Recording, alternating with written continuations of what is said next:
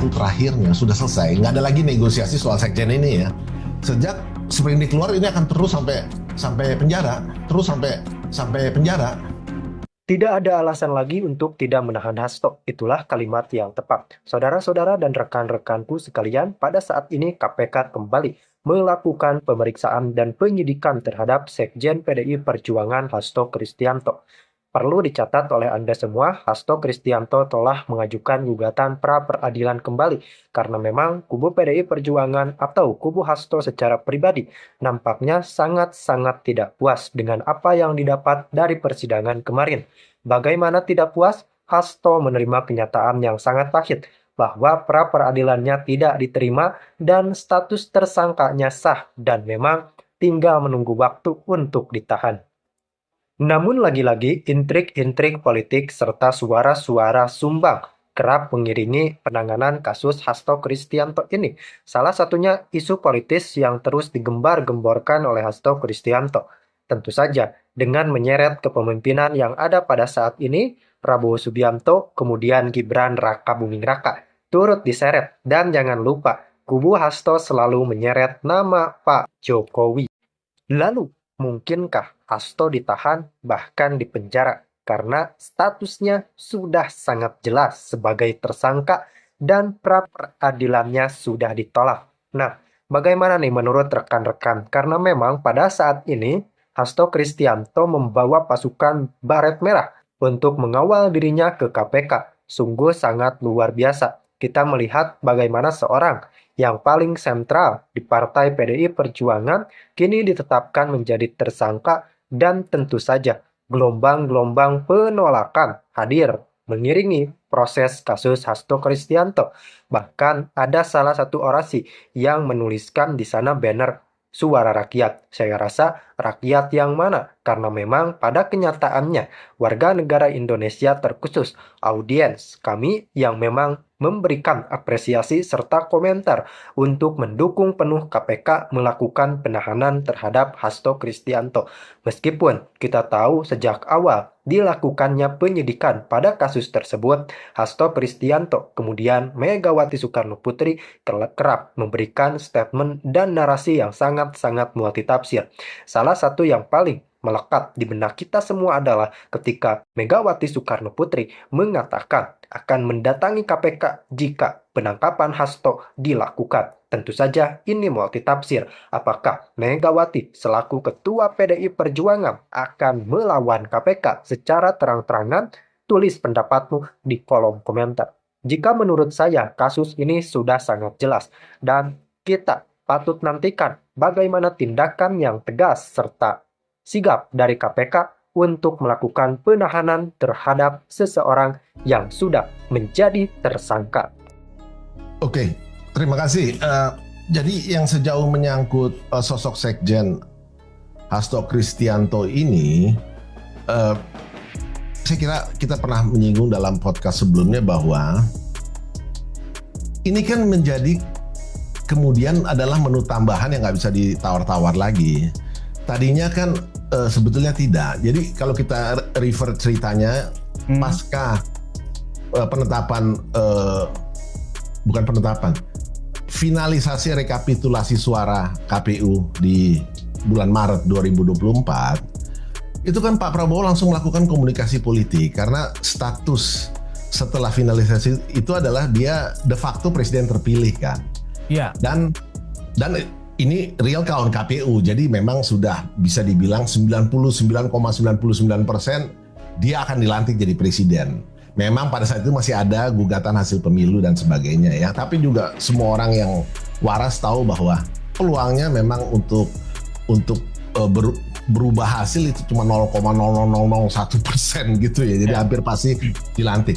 Oleh karena itulah beliau langsung melakukan komunikasi politik untuk merangkul kan.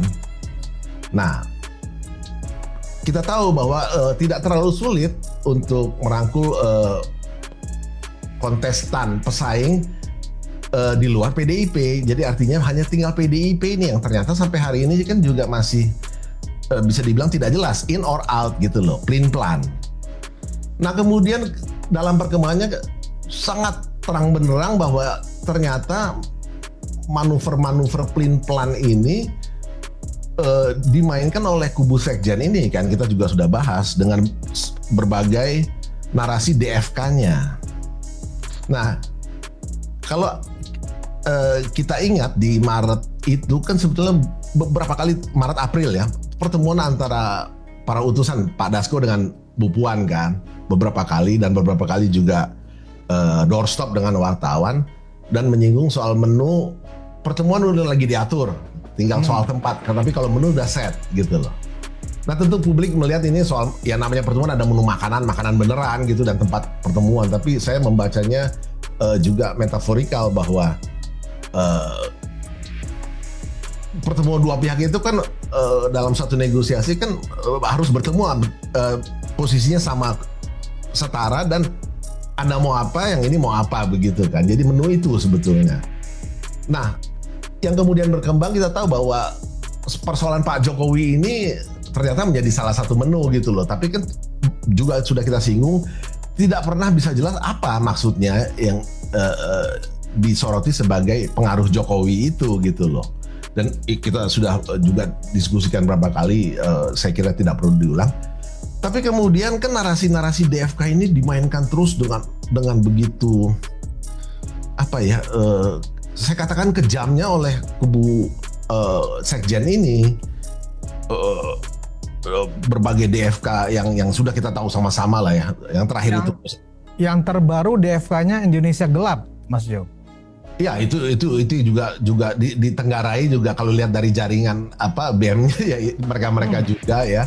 Yeah. Ya, belum yang OCCRP, belum yang Adilindo, itu yang terakhir, belum yang Parcok dan sebagainya. Nah ini sudah mengganggu jalannya pemerintahan kan mesti jalan, mesti membangun, nggak bisa lagi direcoki dengan hal-hal, maaf saya sebut receh seperti ini. Nah oleh karena itu kemudian ini menjadi menu tambahan nih, bahwa sosok sekjen ini yang kemudian ternyata dalam analisis intelijen ada parameter valid yang bisa disimpulkan bahwa dia memiliki kepentingan. Kita pernah membahas bahwa publik tadinya mengira ada dua kubu yang bersaing internal PDIP antara Mbak Puan dengan Mas Nanan, tapi ternyata ada kubu tersembunyi di balik kubunya Mas Nanan ini yang juga punya kepentingan tersendiri. Saya katakan tersembunyi, sehingga publik tadinya melihat dua, ternyata tidak. Ada tiga, yaitu kubu sekjen ini sendiri yang mau memanfaatkan feud atau perseteruan di antara dua anak biologis Soekarno ini. Ya kita sudah bicara bahwa jalan tengahnya adalah menjadi ketum sementara dulu, gitu ya.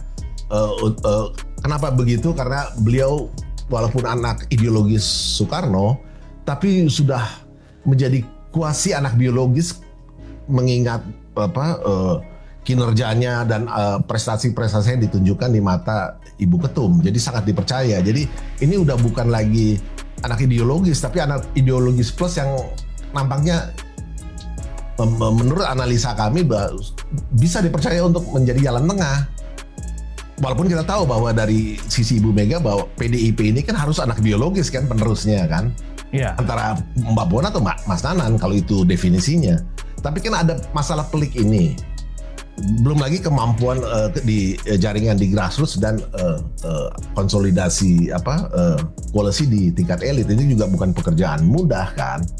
Jadi kelihatannya peluang ini yang ingin dimainkan oleh kepentingan sekjen itu ya, ini yang kemudian ditambah DFK yang terus-menerus dimainkan. Ini yang membuat ini harus dihentikan. Jadi kemudian singkat cerita, dari sisi koalisi, dari sisi pemerintah, itu menjadi harga tawar yang nggak bisa ini harga mati. Jadi, apa problemnya Mas Jo kalau ini harga mati? Artinya ketika koalisi permanen yang sedang dicanangkan oleh Presiden Prabowo kemudian akan dilibatkan juga PDIP, ya kan? Sebenarnya PDIP dengan sekjennya Hasto Kristianto yang sedang berkasus di KPK saat ini, sebenarnya problemnya di mana Mas Jo, sehingga kemudian harus ada sebuah kondisi boleh bergabung PDIP, ya kan, dalam koalisi yang dicanangkan oleh Presiden Prabowo menjadi koalisi permanen, tapi jangan Hasto sekjennya.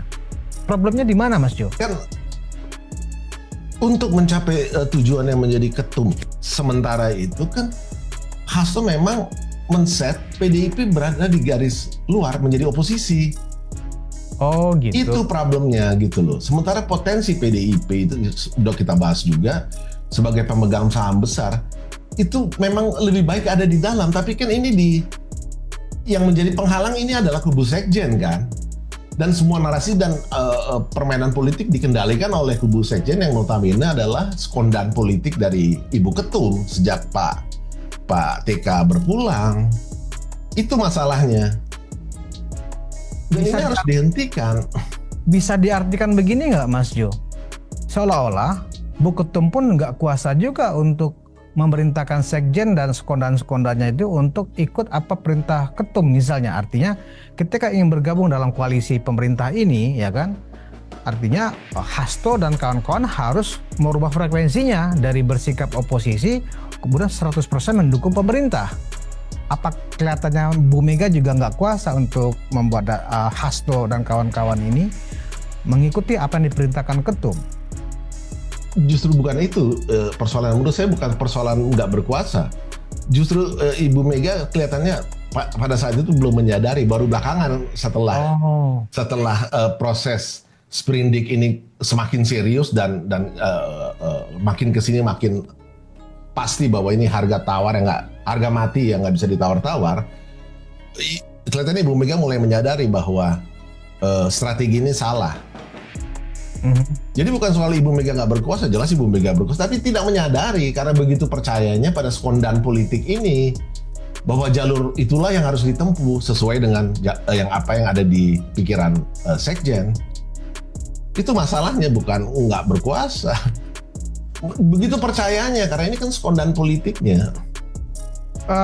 Kenapa tidak ada ruang dari Bu Mega untuk misalnya mem-PLT-kan dulu sekjen baru misalnya ketika Hasto sedang berproses hukum ini? Itu poin analisisnya di diskusi kita terakhir tadinya kan diharapkan di momen-momen seperti HUT atau setelah di sprindik itu keluar di Januari kan ada beberapa momen PDIP ada rapat atau apa ada selain yang HUT ada raker atau apa begitu kan. Dan ulang tahun Bu Mega tentunya kan ada beberapa momen yang tadinya diharapkan dalam points of analysis untuk dijadikan kesempatan mengumumkan PLT itu. Kita diskusikan waktu itu kalau PLT itu terjadi itu bisa kita lihat sebagai oh ya akan ketemu nih PDIP dengan pemerintah, tapi itu kan nggak terjadi. Bahkan sampai hari ini kan nggak ada PLT, jadi sebaliknya ini jalan terus, makanya kita melihat dan sebetulnya memang sejak 23 Desember itu batas waktu terakhirnya sudah selesai, nggak ada lagi negosiasi soal sekjen ini ya. Sejak sprindik keluar ini akan terus sampai penjara. Ya itu sebabnya saya katakan untuk Ibu Megawati pilihannya cuma satu, yaitu PDIP tanpa sekjen Hasto. Caranya bisa ada dua, sukarela atau tidak rela, tapi ujungnya sama. Dan kalau kita lihat kedekatan Ahmad Basarah sekarang dengan Ibu Ketum yang sering mendampingi Ibu Ketum saat ini, apakah kira-kira itu sinyal bahwa PLT-nya nanti jatuh ke Ahmad Basarah ketika Hasto sudah ditahan dan kemudian masuk ke persidangan? Ya, ada kalau dari indikasi terakhir ya ikut umroh, lalu Vatikan juga ikut ya kalau nggak salah. Ikut juga. Ya itu salah satu indikasi kuat ya. Jadi memang akan ada peralihan tone karena yang DFK ini kan jaringannya sekjen Hasto. Itu satu indikasi yang baik kalau saya lihat ya, perubahan. Tapi kan ya kembali lagi proses penyadaran ibu ini kelihatannya perlu waktu gitu loh, dan belakangan dengan tekanan ini sudah mulai kelihatan sih. Cukup lama untuk meyakinkan ibu ya ternyata. Ya dan sekaligus menyadari bahwa gendang publik juga mesti sadar, karena banyak pengamat melihat seolah-olah gendangnya di PDIP kan, di Ibu Mega. Enggak, gendang selalu ada di yang punya kekuasaan. Ya jelas dong. Jadi dari kejadian ini kita bisa lihat bahwa Pak Prabowo dan koalisinya nggak bisa ditekan-tekan. Ini soal pembangunan kok. Nah, upaya mengulur waktu dengan mengajukan lagi pra-peradilan kedua ini menurut Mas Jo, apakah ini memang rekomendasi juga dari Ibu untuk terus berjuang untuk membebaskan Hasto dari statusnya sebagai tersangka? Itu kalau dikaitkan dengan statement terakhir Ibu Megawati yang ditangkap di media massa kan sempat mengatakan sebelum ke Vatikan saya kira, atau dalam kunjungan di Eropa dan sebelum ke Arab itu beliau mengatakan itu, saya nggak begitu ingat, tapi baru-baru inilah bahwa ada secerca harapan kan kalau Anda monitor untuk Hasto, dan tapi bukan Ibu Mega, tapi Hasto yang menyampaikan bahwa Ibu mengatakan begitu. Nah kalau itu mau disimpulkan ada secerca harapan itu sebagai satu manuver di balik kepentingan Hasto dengan kasus hukumnya, barangkali bisa disimpulkan demikian, tapi saya melihat bahwa sejak sprindik tidak bisa dihentikan lagi, ini sistem soalnya. Dan memang sudah tidak bisa ditawar. Hasto harus out dari DPP. Harus out. Harus out. Dan peluang untuk Hasto menang di pra-peradilan kedua ini juga sulit juga ya, Mas Jo?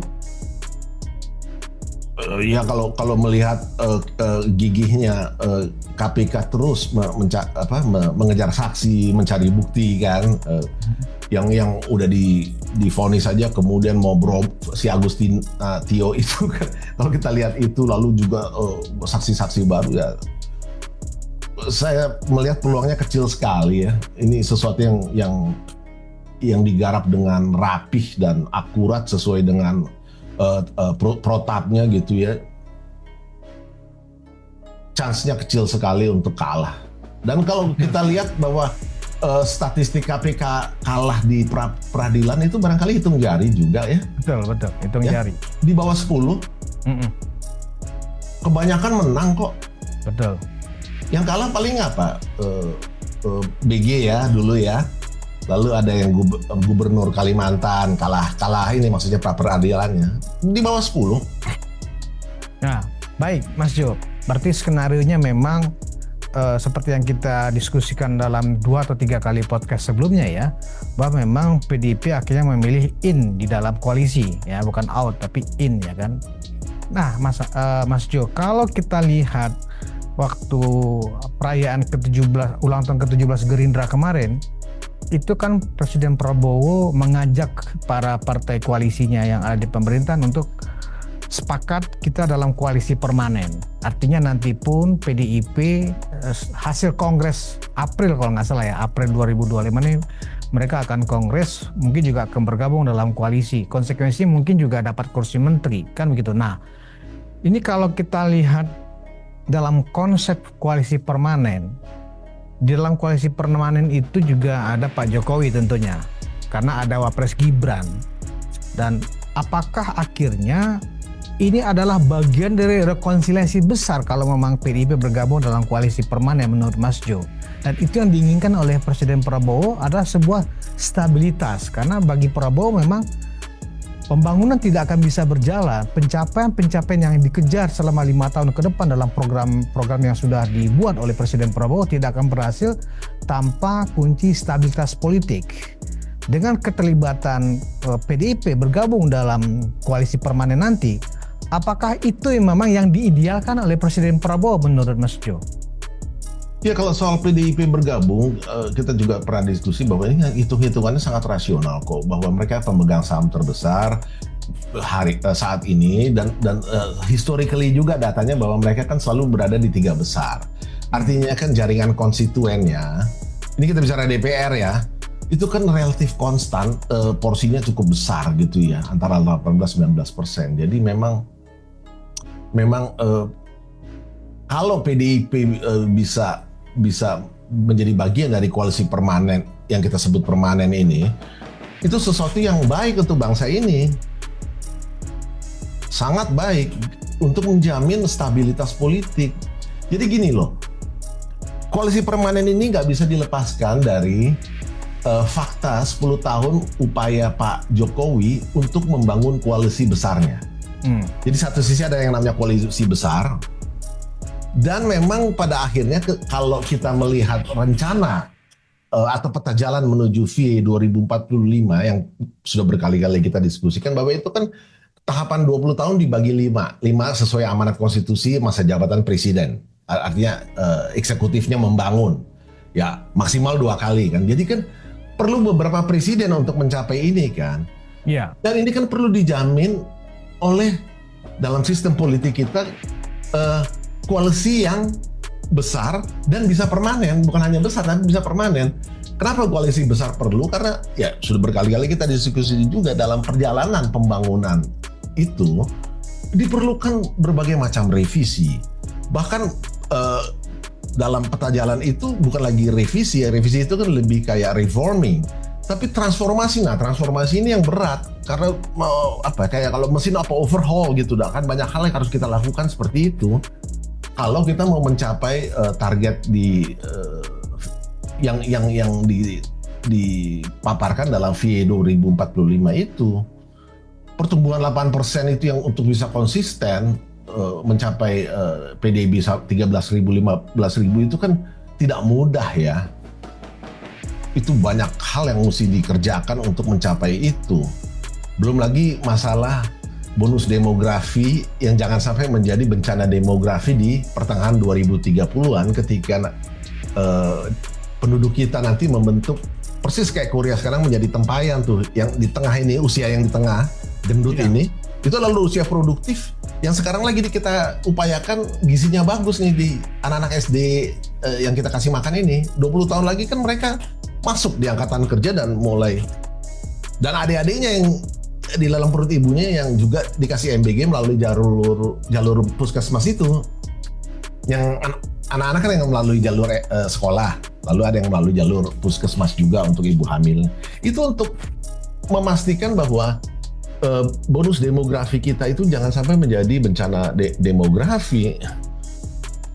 Dan ada banyak implikasi kenapa itu penting, karena mereka lah yang menjadi penopang ekonomi kita nanti. Usia produktif ini yang kalau dalam bahasa statistik itu kan 15 sampai 58 tahun lah kira-kira. Itu kan range-nya gitu.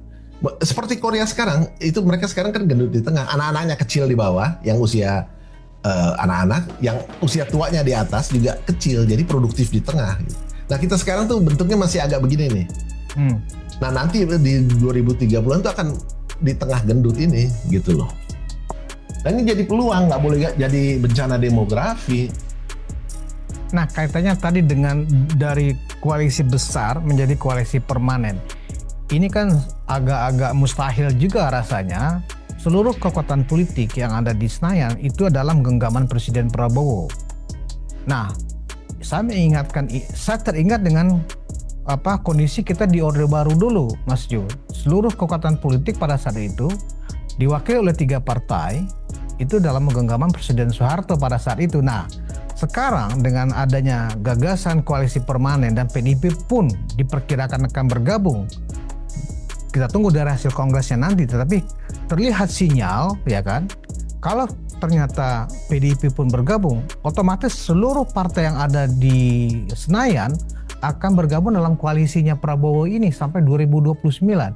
Mas Jo melihat ini apakah terinspirasi dari cara-cara kerja Orde Baru dulu demi stabilitas? Iya dan tidak. Jadi gini, tidaknya adalah karena memang sistem politik, sistem demokrasi itu sudah sangat beda ya. Kalau dulu di era Orde Baru itu kan memang relatif kita bisa katakan itu Soeharto sentrik gitu ya. Representasi di parlemen itu yang menentukan. Sebagai ketua Dewan Pembina Pak Harto gitu, nggak ada satupun di DPR itu yang tanpa yes atau anggukan persetujuan dari presiden. Kalau aparat negaranya, KL-nya lah ya, termasuk Panglima ABRI-nya dan Kapolri-nya itu nggak usah ditanya lagi. Lalu kemudian utusan golongan dan utusan daerah, dulu kan belum ada DPD, itu juga sama. Yang menentukan kan kebanyakan melalui jalur Golkar atau jalur militernya, yang kendalinya ada di tangan Pak Harto. Itu legislatifnya. Yudikatifnya gimana? Ketua Mahkamah Agungnya juga yang menentukan kan Pak Harto. Jadi beda sekali. Beda sekali demokrasinya. Yang perlu juga diingat bahwa tidak ada batasan masa jabatan. Ini penting sekali. Nah, sekarang kan ada batasan masa jabatan, hanya bisa 2 kali. Itu justru yang kemudian menjadi salah satu pertimbangan pentingnya ada koalisi permanen untuk menjamin jalannya pembangunan jangka panjang ini. Ke 2045 itu kan masih panjang, 20 tahun lagi. Jadi Sedangkan Mas Jo melihat koalisi permanen itu sebenarnya dalam tataran konsep atau dalam tataran implementasi sebenarnya itu, karena kan kalau de facto ya, justru de facto. Oh. Jadi kalau kita lihat 10 tahun Pak Jokowi dari sudut pandang koalisi ini ya, demi kelancaran program-program pembangunannya adalah membangun koalisi besar. Kan kita lihat 2014 kan sebetulnya koalisinya kecil, lalu bertahap kan nyebrang, Golkar masuk, P3 masuk, PAN masuk, walaupun PAN sempat di tahun politik 2018 keluar gitu ya. Ini sekaligus catatan bahwa membangun koalisi besar yang kemudian mau dipermanenkan itu memang nggak mudah. Justru karena kita punya demokrasi sekarang.